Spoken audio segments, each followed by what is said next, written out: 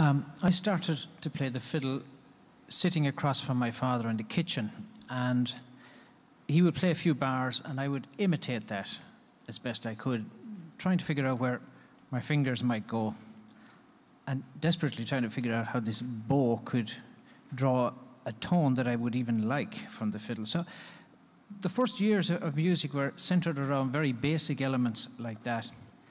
And after I kind of got some control over that, I started on my journey of preserving what it was I was learning from my father, from my neighbours, people around East Clare, old musicians, musicians of fame, musicians that nobody had heard of. And so my job seemed to be to preserve. At least that's what I felt it was at that particular point. And that led me to understand more and more about these musicians as I went on. And as they revealed themselves to me, they revealed a great subtlety, where they would talk about things like a plaintive note, or one note in a melody being significant. Now, many of these farmers were fellows who were driving cattle to the mart, on another day of the week, tramming hay, whatever. And you never realize just the depth of subtlety and the heart that it requires for them to feel one note in a melody, how significant that was.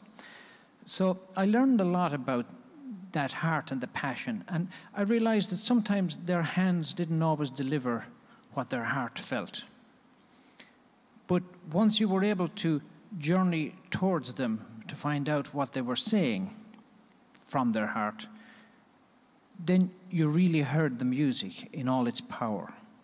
It was a great lesson. And what I learned was that, just as you'll probably hear later on this evening, that all I needed to know was around me. It was very close at hand. And I know Clare has a great reputation for music, but there's great music everywhere, because the truth was, I learned more from the not-so-great musicians than I did from the great ones, which was another lesson. And see, music is a wonderful metaphor, and it teaches a lot of lessons. Now, I haven't learned the lessons, but I've observed how they work in the form of music. I've learned about the courage and the need for freedom, the need to be spontaneous, the need to be present, I think, more than almost anything. And so I imagine that as music is a metaphor for me in my own life, and I attempt to try to live my life, trailing after that. But I feel that there is something in the wisdom of knowing what's all around you and playing that applies to us in many other elements and areas of our life, and I'm sure that will be part of it this evening. Anyway, I'll just play. Here we go.